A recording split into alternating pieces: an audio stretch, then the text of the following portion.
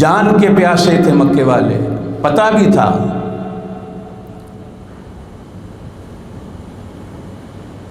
لڑائی ہو جائے گی، پتہ بھی تھا خونریزی ہوگی،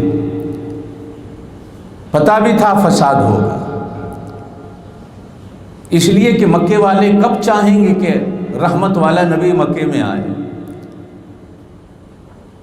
لیکن نبی پاک صلی اللہ علیہ وسلم نے اپنے دیوانوں کا دل رکھا، اور نبی پاک صلی اللہ علیہ وسلم نے اعلان فرما دیا 1400 یا 1450 صحابہ نبی پاک صلی اللہ علیہ وسلم کے ساتھ مکہ جانے کو تیار ہو گئے۔ اہل مکہ نے راستے روکے، نبی پاک صلی اللہ علیہ وسلم کے پاس ہتھیار و اسلحہ نہیں تھا، آپ نے راستہ بدلا، مکے سے 10-12 میل کے فاصلے پر ایک جگہ ہے جس کو حدیبیہ کہا جاتا ہے، آپ صلی اللہ علیہ وسلم کی اونٹنی وہاں جا کر بیٹھ گئی۔ نبی پاک صلی اللہ علیہ وسلم نے لڑائی سے بچنے کے لیے مکے والوں کو گفتگو کرنے کی دعوت دی، بات چیت کرنے کی دعوت دی۔ شروع میں بات چیت ناکام ہوتی نظر آئی، آخر وہ بات چیت کامیاب ہوئی، ایک صلح نامہ لکھا گیا، ایک شرائط نامہ لکھا گیا، جس پر نبی پاک صلی اللہ علیہ وسلم نے بھی دستخط فرمائے اور اہل مکہ نے بھی دستخط فرمائے، اور وہ یہ تھا کہ اس سال آپ عمرہ نہیں کر سکتے، آپ واپس جائیں گے، آئندہ سال آئیں گے، صرف آپ کو 3 دن مکے میں رہنے کی اجازت ہوگی، اور یہ معاہدہ 10 سال کے لیے ہوگا کہ ہم آپس میں نہیں لڑیں گے۔ مکے سے کوئی آدمی بھاگ کر مدینے چلا گیا تو آپ کو واپس کرنا ہوگا،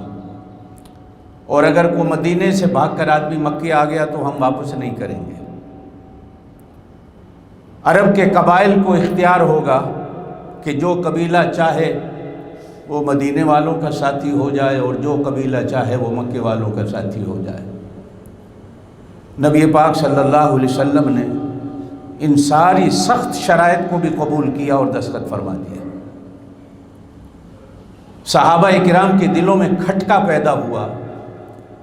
کہ یہ شرائط تو ساری کی ساری مکے والوں کی مانی جا رہی ہیں، ایک بھی شرط ہمارے قابل قبول نہیں، لیکن نبی پاک صلی اللہ علیہ وسلم نے سب شرائط کو قبول کر لیا۔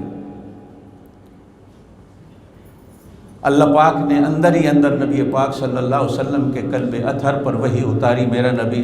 اسی میں فتح ہے، دستخط کر دو۔ چنانچہ نبی پاک صلی اللہ علیہ وسلم حدیبیہ سے ہی احرام کھولے، دم دیے اور واپس مدینہ تشریف لے گئے۔ عرب کے 2 قبیلے تھے، ایک کا نام تھا بنو بکر اور ایک کا نام تھا بنو خزاعہ۔ اسی صلح حدیبیہ کے وقت بنو خزاعہ نبی پاک صلی اللہ علیہ وسلم کا ساتھ دینے کو تیار ہوا، حالانکہ وہ مسلمان نہیں تھے، اور بنو بکر وہ اہل مکہ کا حلیف بنا اور ان کے جھنڈے کے تلے آیا کہ ہم جو ہیں وہ اہل مکہ کا ساتھ دیں گے۔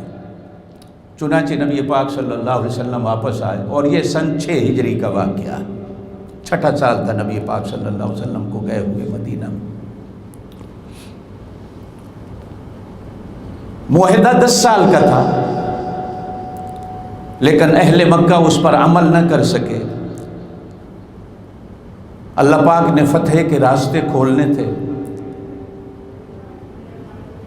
کہ سن 8 ہجری میں 8ویں سال میں مکے والوں نے اس معاہدے کی خلاف ورزی کری، اور وہ خلاف ورزی بھی اس طرح ہوئی کہ جو قبیلہ بنو خزاعہ مسلمانوں کا ساتھ دینے کو تیار ہوا، ان کے کچھ آدمیوں نے بنو بکر کے قبیلے نے جو کافروں کے ساتھ ہوا مکے والوں کے، انہوں نے قتل کر دیا، اور مکے کے سرداروں نے بھی بنو بکر کے قاتلوں کا ساتھ دیا، انہیں اسلحہ بھی دیا۔ بنو خزاعہ کے لوگ ایک قافلے کی صورت میں مدینہ نبی پاک صلی اللہ علیہ وسلم کے پاس جا پہنچے اور شکایت لگائی کہ مکے والوں نے معاہدے کی خلاف ورزی کی ہے، اور مکے والوں نے ہمارے آدمی کعبے کے اندر گھس کر مار دیے۔ ہم یہ امید لے کے آئے ہیں کہ چونکہ ہم آپ کے حلیف تھے، ہم نے آپ کا ساتھ دینا تھا، لہٰذا آپ ہمارا ساتھ دیں اور مکے پر حملہ کریں اور مکے والوں کو اس کی سزا دیں۔ نبی رحمت صلی اللہ علیہ وسلم چونکہ خود بھی معاہدے کے پابند تھے، اور اس دنیا میں بھی آپ صلی اللہ علیہ وسلم یہی پیغام لائے تھے کہ جہاں زبان ہو جائے، جہاں معاہدہ ہو جائے، لا دین لمن لا عہد لہ، وہ اپنا ہو یا بیگانہ ہو، جو معاہدہ کا پاس نہیں کرتا، جو وعدے کا پاس نہیں کرتا، اگر مسلمان ہے تو ہم میں سے نہیں، اور اگر مسلمان نہیں تو وہ انسانی نہیں جس کے اندر معاہدے کا پاس نہیں۔ چنانچہ نبی پاک صلی اللہ علیہ وسلم نے مکے والوں کے پاس اپنا نمائندہ بھیجا کہ مکے والوں کو جا کر میری طرف سے پیغام دے دو، 3 باتیں ہیں۔ پہلی بات تو یہ ہے کہ جن آدمیوں کو مارا گیا ہے ان کے خون کا بدلہ دیا جائے۔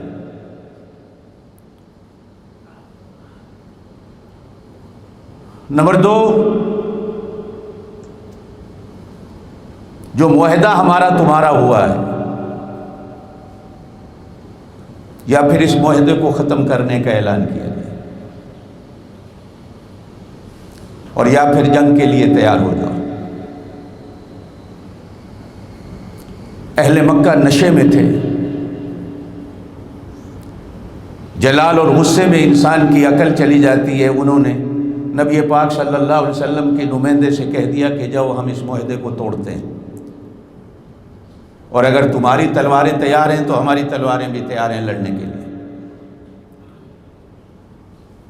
چنانچہ نبی پاک صلی اللہ علیہ وسلم کا نمائندہ مکے سے یہ پیغام لے کر واپس مدینے حضور پاک صلی اللہ علیہ وسلم کی خدمت میں پہنچا کہ مکے والے کوئی بات ماننے کو تیار نہیں، الٹا وہ لڑنے کو تیار۔ مکے کے سردار جناب ابو سفیان جب حضور کا نمائندہ مکے میں آیا تھا تو وہ مکے میں نہیں تھے، ان کی عدم موجودگی میں یہ سب کچھ ہو گیا۔ جب ابو سفیان مکے میں آئے تو حالات کا پتہ چلا۔ سردار تھا، جہاں دیدہ تھا، عقل مند تھا، وہ جلدی میں اس معاہدے کی تجدید کے لیے مکے سے مدینہ نبی پاک صلی اللہ علیہ وسلم کی خدمت میں آیا کہ ہم سے غلطی ہو گئی، میں اس لیے آیا ہوں کہ ہم معاہدے کی تجدید کر لیں۔ کچھ نوجوانوں نے توڑ دیا، مکے والوں نے شرارت کر لی، شیطانی کر لی، میں معاہدے کی تجدید کے لیے آیا ہوں کہ نئے سرے سے معاہدہ کرتے ہیں۔